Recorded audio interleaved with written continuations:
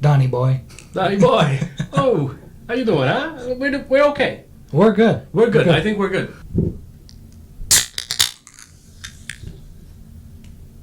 So we're back in the studio, this thing of ours. We got some good news today with cooperation between the nations, Mm-hmm. right? Some positive news. We don't have to get into specifics, but things are looking well. We're educated scholars, Mm-hmm. experienced connoisseurs, Mm-hmm. and we are here as trained professionals to speak on certain topics. As best we can. As best we can. So, what are we talking today? What does sovereignty mean in a post-internet and post-AI world? Well, what is sovereignty? Oh, I didn't bring my dictionary with me. Well, souveraineté, right? That's self-determination. Independence, The ability to lead yourself? correct? Yeah. There's something in the French Revolution about this, right? Mm-hmm. So, for me, this idea of sovereignty, it's intersected with technology. Mm-hmm. What does it mean when I say this sovereignty? Is there more to it? Some deep stuff right here. This is sovereignty. We can see it in different organizations, and I don't mean organizations like companies. I mean organizations of people, nation states, Societies. conglomerates, right? Like the United Nations. Indeed. Mm-hmm. Would you go as far as saying that certain societal constructs infringe or promote sovereignty? Definitely. I think, yeah, very much so. The society or the organization is responsible for its sovereignty. It is a exogenous thing. Mm. Sorry, endogenous thing. Exogenous is outside in. Endogenous is inside out. Interesting. Mm-hmm. So, with technology and sovereignty, we have this idea that we should be self-sufficient in our technology. Peace through strength. What do you mean by self-sufficient? Self-sufficient in the sense that we have our own natural resources, Mm-hmm. which we extract on our own terms. Mm-hmm. We have a market for those natural resources within our organization, whatever that may be. It could be a company, it could be a nation state. And then from there, we trade with other organizations. Okay. Sounds idyllic. Mm-hmm. It certainly is. What happens when you have two nations with the same resources? Now, that's where comparative advantage comes in. We have oil reserves. We have crude oil, right? There's crude oil in OPEC countries. Mm-hmm. Now, that may be a dated term, but there's oil in the Middle East. Mm-hmm. Now, that oil is easier to extract, economically more viable, Mm-hmm. right? So that leads me conveniently to this technology and tech sovereignty, in the sense that companies, countries, people, they're essentially looking for the same thing. They're looking for self-determination. Mm-hmm. Okay? And today, what's the world hegemony? Right? That is arguably the most capable, the most sovereign country. Right there at the top. Mm-hmm. Yeah.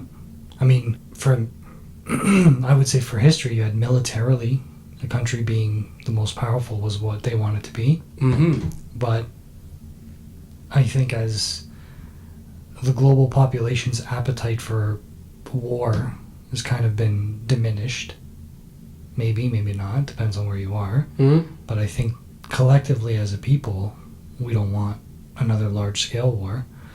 So the appeal of strength through force,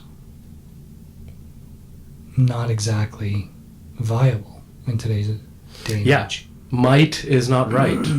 in a global sense. Now, what about cooperation through strength, peace through strength? What about that? I think the idea could work, and not so much in terms of physical destruction in like a nuclear war, but in a destruction of, or a collapse in supply chains, right? Yes, we see this more as human history develops. It's not just war, the threat of violence. It is also economic sanctions, right? Being left out from the table, so to speak. The G7, formerly the G8. What happened there? Mm. So now I think we're getting closer here. So what is sovereignty in a post-internet and post-AI world? Is it related to technology, information, access, mobility?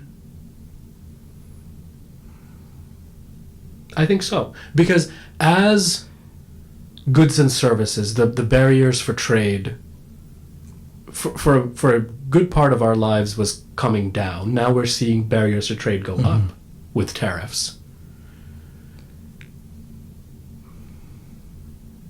I would even throw accessibility in there. Accessibility in what sense? Every sense of the word. Right, even this language we're speaking, right? English. Lingua franca. Take this. Take this tablet. Clay tablets of a couple thousand years ago, now they're electronic. Yeah, from stone clay tablets to the glass tablet. Yep.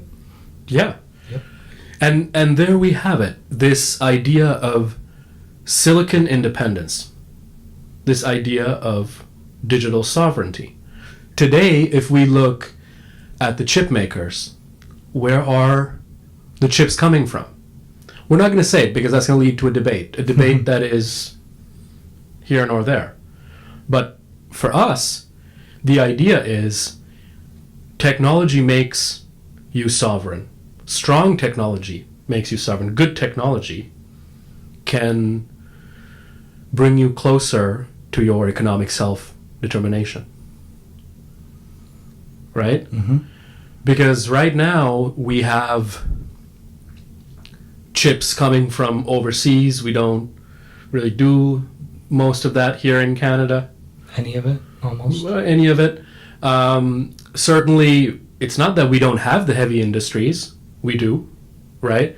We have Canadian D-Wave Systems, Elliott Turbo, Rest-Our-Own Solutions, right? Yeah. Right? So it's not that we don't have the companies and the expertise. It's that perhaps we haven't understood this to be a salient issue.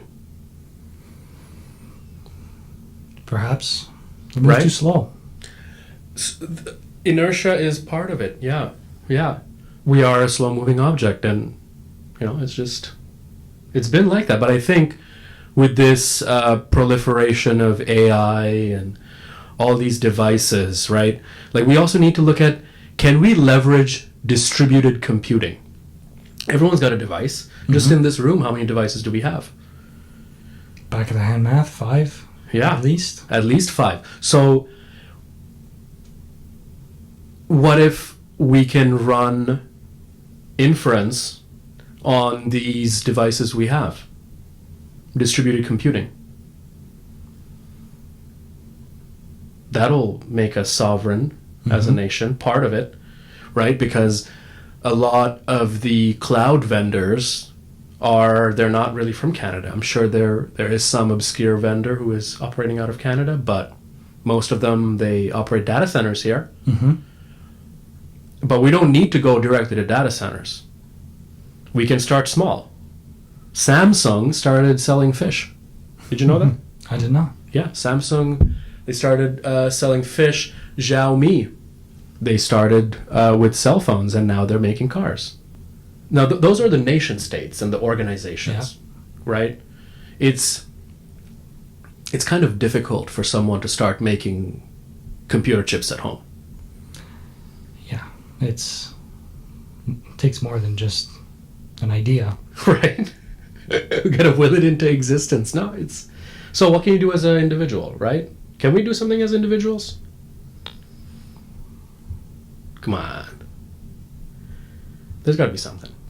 What are you thinking? So let's go back to the Renaissance. What is Renaissance thinking? Renaissance Italy. That was a good time, wasn't it? It was, Leonardo da Vinci in the court of the Medici. Good times. Leonardo da Vinci was paid, funded, bankrolled, whatever you want to call it, by the Medici family just to do art and science. Right? So, in the idea of this Renaissance being, I think we can bring that back in a post-internet and post-AI world, in the sense that you could be an end-to-end creator. Da Vinci brings us geometric perspective, which revolutionizes how we communicate design to one another. Right? Before geometric perspective, we had squiggles like this. Right? But then with geometric perspective, things changed. So what I'm saying is this is a paradigm, just like what geometric perspective was to design. So being an end-to-end creator, we have to leverage these technologies. You get my point, though, right? Being proactive instead of reactive? Yes. But what do you do for somebody who has no interest in technology? Well, you got to start somewhere. So if you have an interest, like for example, we're both into watches, right? Few weeks back, I used AI to launch an entire watch business. Just using AI. AI made the website. We talked about this. AI made the logo, did all the copy, and all the rest of it. Do you want to tell everyone about your other project? Oh, yeah. Yeah, Resume Sidekick. So, Resume Sidekick is an AI sidekick that helps you write better resumes and interview better when you finally get the chance to be in the right room. Helps you perform. Before we wrap up, I would like to thank our sponsor, Restaurant Solutions. Visit restaurant.com/contact for your custom software needs. Right? So both of these, so one product, Resume Sidekick, is using AI to help you be a better professional. Okay? Tell better stories, communicate your value in a better way. And High Horology Only, which is the watch business, that is a business created and maintained by AI. So there's two sides to it. The AI can be the actual product, or AI can be the butler, the handmaiden, the assistant. The assistant. AAI. AAI. And on that bombshell of the AAI, it's time to end. And if you create an AI, we would love to see it. Write to us at contact@restaurant.com. We'll catch you next time.